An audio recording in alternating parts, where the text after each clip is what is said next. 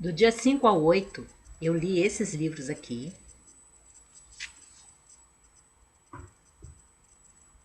E no dia 5, então, eu li Histórias Brejeiras, do Arthur Azevedo. O Arthur Azevedo é um autor brasileiro contemporâneo do Machado de Assis, do Olavo Bilac, do Raul Pompeia, de vários escritores daquele final do século XIX, começo do século XX, que ele veio a falecer em 1908, 1909, por aí. E ele escreveu teatro, ele escreveu contos, ele escreveu poesia, artigos para jornais também, tem a impressão que ele chegou a escrever crônicas, e aqui são alguns dos seus contos que foram reunidos nesse livro. O Arthur Azevedo, ele é conhecido especialmente pelos contos de humor, né? E daí o título, Histórias Brejeiras. Mas, na verdade, quando você lê, você percebe que tem alguns contos sérios também, né? Alguns contos até bastante sérios no seu desfecho. E ele é um autor que usa aquele esquema do conto, que eu acho que é um esquema assim mais clássico, né? Ou talvez, não sei se o conto nasce assim, mas mais ou menos, vamos dizer, na fase da formação e do apogeu do conto, né? Segunda metade do século XIX e os inícios do século XX, tem vários autores que usam essa fórmula, no bom sentido, que o Arthur Azevedo privilegia aqui, que é aquele conto simples, curto, mas com um final que é aquele final assim surpresa, aquele final surpreendente. Tem vários contos aqui que atendem a essa característica e alguns dos melhores. A gente tem aqui Pobres Liberais, em que ele consegue fazer uma coisa incrível. Ele conta, né, esse conto de humor, com aquele final assim, mais ou menos surpreendente. E é engraçado, é realmente muito engraçado, mas o surpreendente para mim, assim, a prova de que o Arthur Azevedo é um artista, mesmo que a escrita pareça tão simples, é que ele usa uma situação que seria grosseira e faz um humor que não tem nada de grosseiro. É muito engraçado, mas se ele não fosse tão evasivo, né? Você entende perfeitamente do que se trata. Mas ele é assim, evasivo, ele usa meias palavras, ele ensinou algumas coisas que aí o leitor que está lendo conclui, não, é claro que aconteceu isso. E aí ele faz humor com uma coisa que seria, né? Se alguém fosse contar hoje, não teria a mesma arte, seria grosseiro, e ele não é grosseiro. Ele não é um escritor chulo. Mesmo quando ele usa situações assim que na mão de um outro artista ficaria grosseiro. Vale destacar, além do Pobres Liberais, X e W.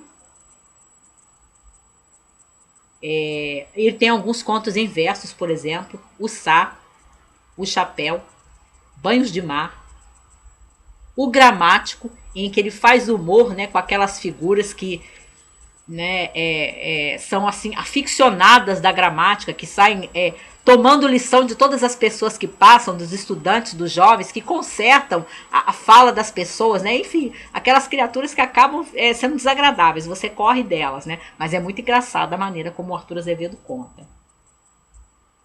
Tem outros aqui. Os Dois Andares também é interessante. Plebiscito, que talvez seja o seu conto mais famoso. Sabina, que talvez, junto com o Pobres Liberais e o Plebiscito, talvez seja para mim, o mais bacana de todos os contos. Eu dei 4 estrelas para ele, gostei bastante e gostei muito dessa forma como o Arthur Azevedo pega temas que seriam grosseiros, que seriam de mau gosto, e ele consegue transformar aquilo num humor muito particular, que realmente diverte e que você não fica constrangido de estar rindo. Muito legal.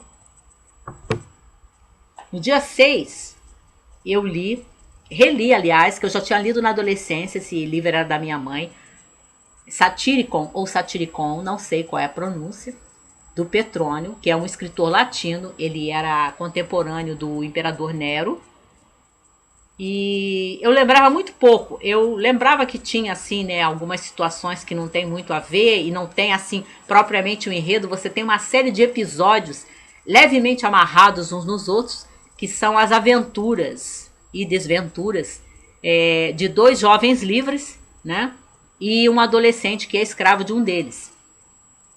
E Você tem, na verdade, aqui, você tem uma série de cenas de bebedeira, você tem fraudes, você tem roubos, você tem vários casos de orgias, né? E orgias insinuadas e orgias que realmente acontecem. Você tem, assim, uma amoralidade e um despudor que deixam, assim, a gente até se sentir, nossa, embora para os dias de hoje, né, não seja nada demais.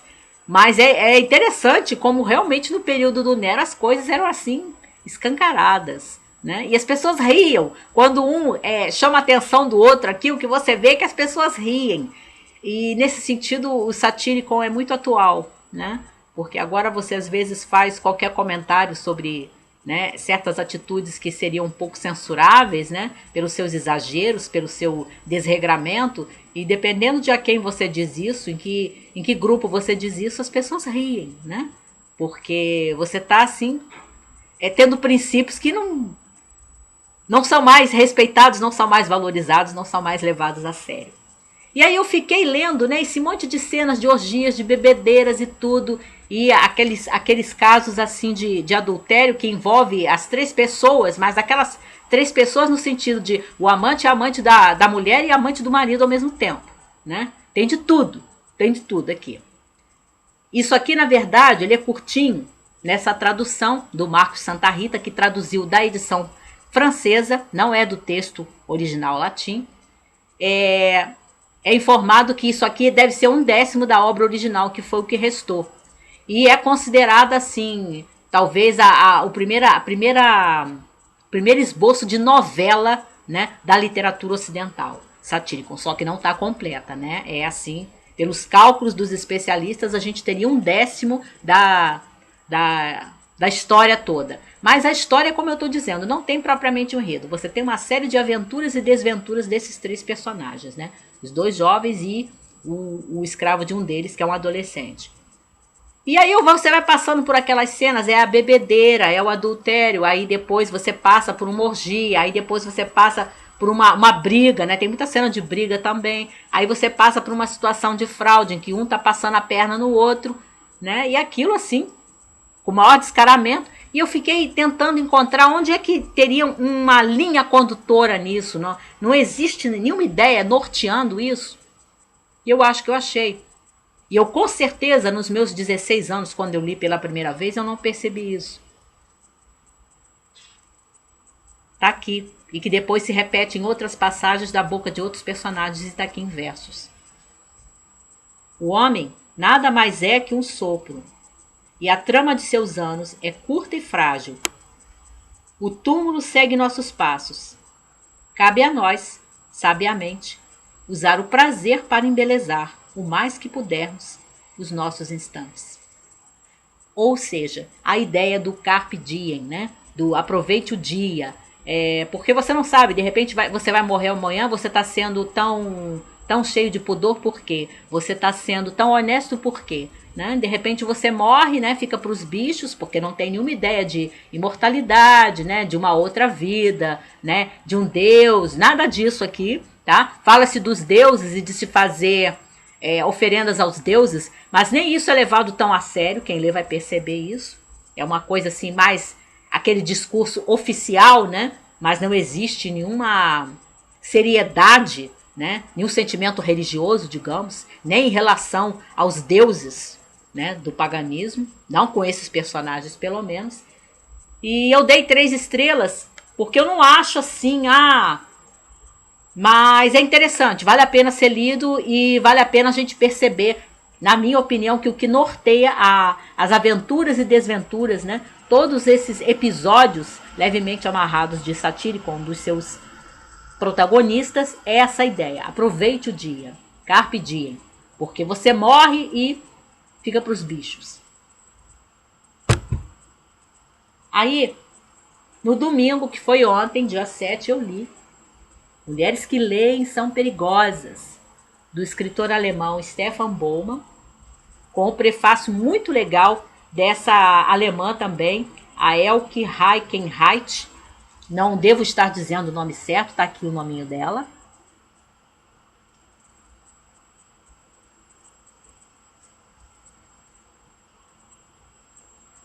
que é muito bom a apresentação dela. Ela provavelmente é feminista, porque ela faz várias observações, né, que fazem pensar na posição do feminismo, né, pelo menos de um tipo de feminismo.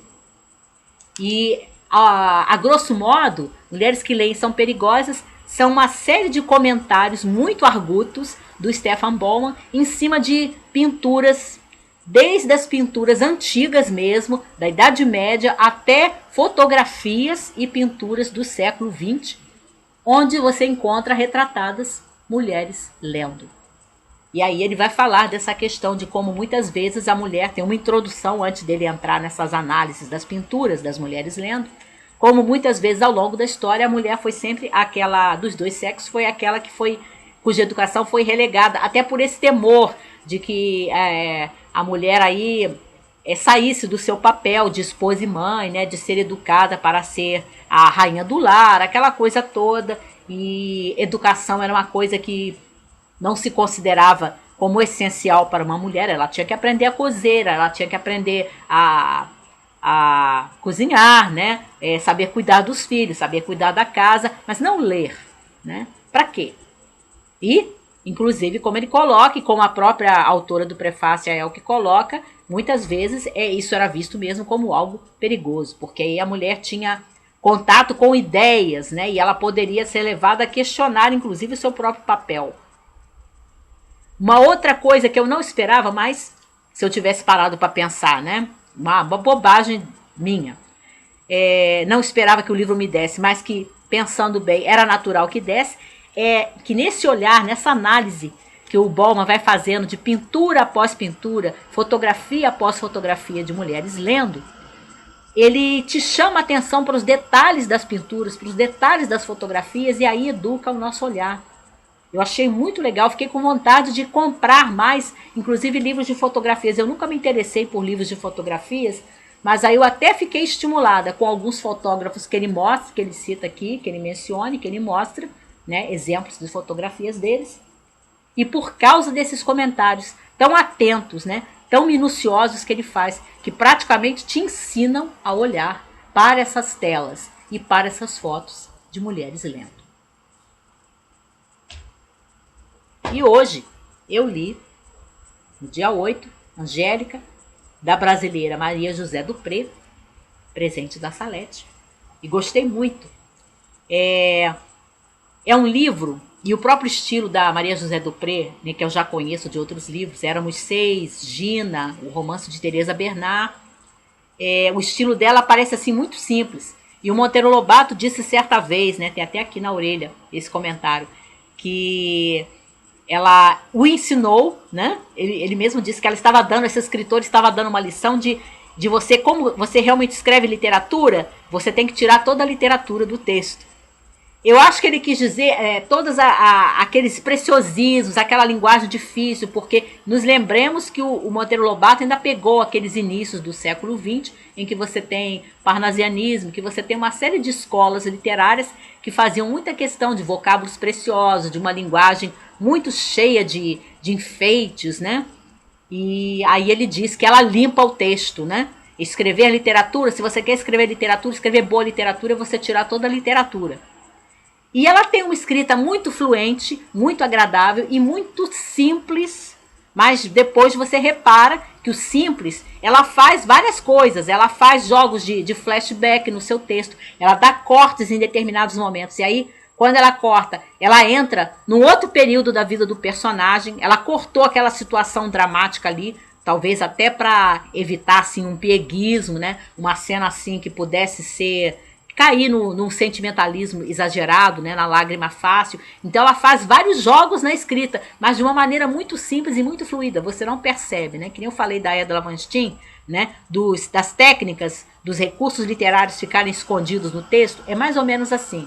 Embora elas não escrevam igual, mas elas parecem fazer essa mesma coisa. As técnicas, os recursos estão em função da história e não é para aparecer. O que tem que aparecer é a história. E realmente você tem uma história que você lê muito bem, que começa de uma forma muito calma, né? Aquela vida dos personagens principais é narrado pela principal personagem feminina, né? Ela que conta a história.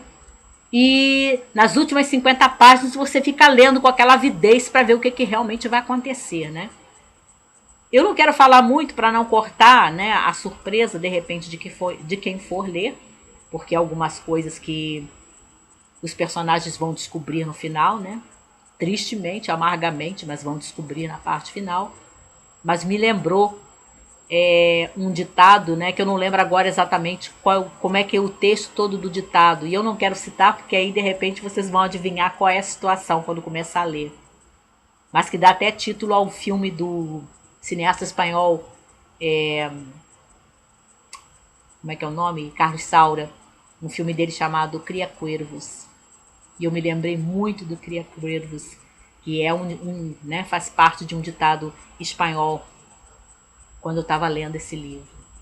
Gostei muito, gostei muito. Achei muito interessante, gostei da escrita. Gostei dessa valorização que ela mostra através dos personagens, que são dois professores idosos, né? Essa valorização da educação. E tem até uma dedicatória aos professores no início do livro. Gostei. E foram esses.